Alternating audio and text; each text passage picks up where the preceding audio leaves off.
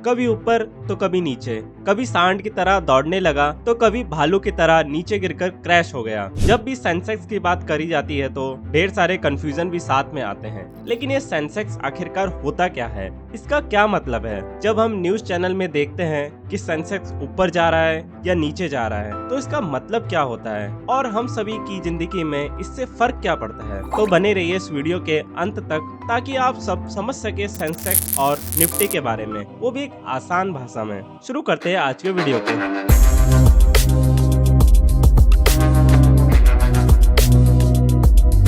Sensex और Nifty को समझने के लिए सबसे पहले हमें समझना पड़ेगा कि स्टॉक मार्केट क्या होता है और शेयर मार्केट क्या होता है। तो कहां से शुरू करें? चलो मान लो एक वॉच बनाने वाली कंपनी है। इस वॉच कंपनी का नाम मान लो प्रोटो रख देते हैं। प्रोटो नाम है हमारी इस वॉच बनाने वाली कंपनी का। हमारी इस कंपनी को स्टेब्लिश किया गया था आज से 6 साल पहले दिल्ली में। ठीक है, इन 6 सालों में हमारी कंपनी बड़ी अच्छी चली, अच्छा बिजनेस किया, अच्छी रेपुटेशन कमा ली अपने फील्ड में। हमारी इस कंपनी के 6th बर्थडे पर हमारे ओनर ये डिसाइड करते हैं कि अब हम दिल्ली के बाहर एक्सपेंड करना चाहते हैं, नई दुकान, नई फैक्ट्री खोलना चाहते हैं बाकी शहरों में, और इन सब चीजों के लिए पैसों की जरूरत होगी। हालांकि हमने बहुत पैसा कमाया इन 6 सालों में, लेकिन इतना पैसा नहीं है हमारे पास कि हम एक्सपेंशन कर सके, वर्कशॉप और नए शोरूम खोल सके।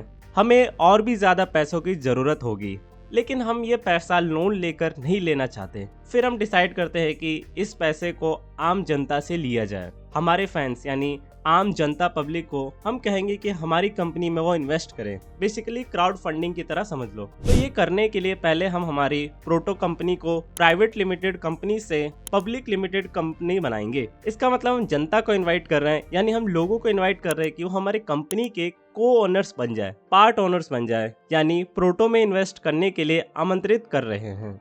इसके लिए प्रोटो के ओनर्स पहले डिसाइड करेंगे कि इस कंपनी की वैल्यू क्या है। उस वैल्यू को निकालेंगे और जो टोटल वैल्यू आई है उसको छोटी छोटी यूनिट्स में डिवाइड कर देंगे, और हम एक इस छोटी यूनिट को हम शेयर करेंगे और इन शेयर को हम जनता को बेचेंगे। उदाहरण के लिए आप सभी मान लो कि हमारी प्रोटो कंपनी की टोटल वैल्यू 1000 रुपए है। अब इस टोटल वैल्यू को हम छोटी छोटी यूनिट में डिवाइड कर रहे हैं। मान लो 100 यूनिट में डिवाइड कर रहे हैं, तो इसका मतलब 100 शेयर्स में डिवाइड कर रहे हैं। 1000 रुपए को 100 शेयर्स में डिवाइड करेंगे तो हर शेयर की वैल्यू निकलेगी 10 रुपए, और इस 10 रुपए पर शेयर की प्राइस से हम पब्लिक को शेयर बेच रहे हैं। जिन लोगों को हमारी कंपनी का काम पसंद आएगा वो हमारी कंपनी में इन्वेस्ट करेंगे और इन शेयर को खरीदेंगे, और ये बन जाएंगे हमारी प्रोटो कंपनी के शेयर होल्डर्स।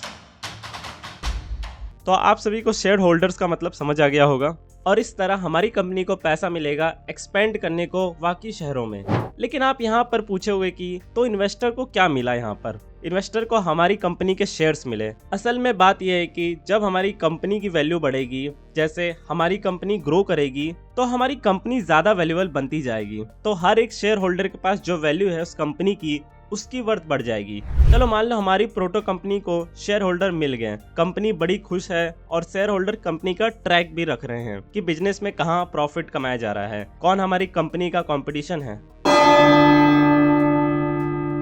अभी इमेजिन कर लो कि आप इन सारे शेयर होल्डर्स में से हैं जिन्होंने इस प्रोटो कंपनी में इन्वेस्ट किया है। कुछ महीने बाद आप देखते हो कि एक और बड़ी कंपनी आई है। क्या नाम रखे इस कंपनी का? नाम रख लेते हैं ऑस्टिन वॉचेस। ये एक बड़ी कंपनी है, और आप देखते हैं कि ये कंपनी भी अपने शेयर्स ऑफर कर रही है बेचने को। आप ये देखते हैं कि ऑस्टिन कंपनी का ट्रैक रिकॉर्ड ज्यादा अच्छा है प्रोटो कंपनी के कंपैरिजन में, और वो ज्यादा प्रॉफिट कमा रही है। तो आपको ऑब्वियसली लगेगा कि ऑस्टिन वॉचेस के शेयर खरीदना ज्यादा अच्छा रहेगा। ऊपर से प्रोटो कंपनी इतना अच्छा काम भी नहीं कर रही है, तो आप डिसाइड करते हैं कि आपको प्रोटो कंपनी के शेयर्स बेचने हैं और ऑस्टिन कंपनी के शेयर खरीदने हैं। सिंपल है। तो आप ये कैसे करोगे? कहां पर जाओगे उन शेयर को बेचने के लिए? इसके लिए आपको कोई बायर ढूंढना पड़ेगा जो आपके शेयर्स को खरीदेगा। तो ये बायर कहां से लाओगे प्रोटो कंपनी के शेयर बेचने के लिए? इस चीज के लिए आप जाओगे stock exchange market. Basically stock exchange एक मार्केट प्लेस है यानी एक बाजार है जहां पर पब्लिक लिमिटेड कंपनी के शेयर बेचे जाते हैं और खरीदे जाते हैं। कह सकते हैं कि ये एक ऐसी जगह है जहां पर आप जैसे शेयर होल्डर और इन्वेस्टर उन शेयर को बेचने आते हैं जो उनको नहीं चाहिए, और यहाँ पर ऐसे भी लोग आते हैं जो इंटरेस्टेड हैं कुछ शेयर्स खरीदने में कंपनी के, जो कंपनी अपने शेयर्स ऑफर कर रही है, और ऐसी कंपनी अपने शेयर को स्टॉक एक्सचेंज पर लिस्ट कर देती है। इन सभी कंपनी की वैल्यू क्या है वो आप देख सकते हैं इन स्टॉक एक्सचेंज पर। कुछ इन्वेस्टर ये खरीदने बेचने का काम डेली बेसिस पे करते हैं, तो कुछ इन्वेस्टर ऐसे हैं जो शेयर्स को खरीदते हैं और सालों भर तक रखते हैं। लेकिन ये दोनों टाइप के इन्वेस्टर कंपनी का ट्रैक रिकॉर्ड देखते हैं कि कंपनी की परफॉर्मेंस कैसी है और रेपुटेशन क्या है। अब अगर इंडिया की बात करें तो इंडिया का सबसे बड़ा स्टॉक एक्सचेंज है नेशनल स्टॉक एक्सचेंज NSE और Bombay stock exchange BSE। NSE में 1600 कंपनी स्टेट करती है और BSE में करीबन 5000 कंपनी स्टेट करती है। तो स्टॉक एक्सचेंज एक बहुत बड़ी जगह है और इन्वेस्टर होने के नाते आपके लिए एक्चुअल में ये देखना बहुत मुश्किल होता है कि 5000 कंपनी का परफॉर्मेंस कैसा चल रहा है। तो आप ऐसे सिचुएशन में क्या करोगे? इसके लिए आप यहाँ पर 5000 कंपनी का अलग अलग परफॉर्मेंस रिकॉर्ड देखने की जगह सिर्फ एक चीज देखोगे जिसे कहा जाता है स्टॉक मार्केट इंडेक्स। तो इतना घुमा फिरा कर मैंने आपके सवाल का जवाब दे दिया है कि सेंसेक्स क्या है। सेंसेक्स एक स्टॉक मार्केट इंडेक्स है।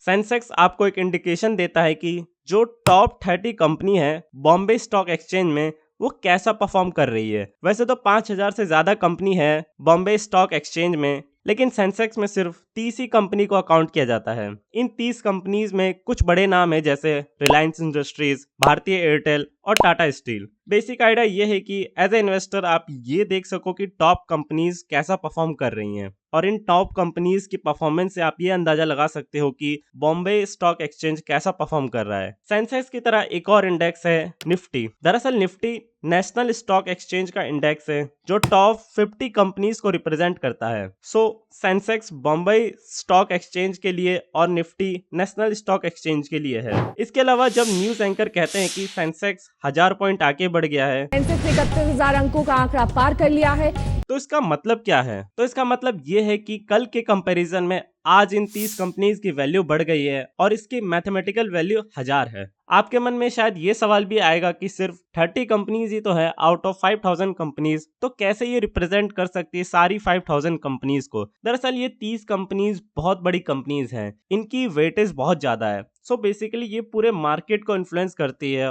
और इन बाकी 5000 कंपनीज को भी। तो आप सभी समझ गए होंगे कि स्टॉक एक्सचेंज, सेंसेक्स और निफ्टी के बारे में। फिर भी आपको अगर कुछ भी डाउट है तो आप कमेंट सेक्शन में पूछ सकते हैं। ऐसे ही कंटेंट देखते रहने के लिए सब्सक्राइब करें फर्जी ज्ञान चैनल को। जय हिंद।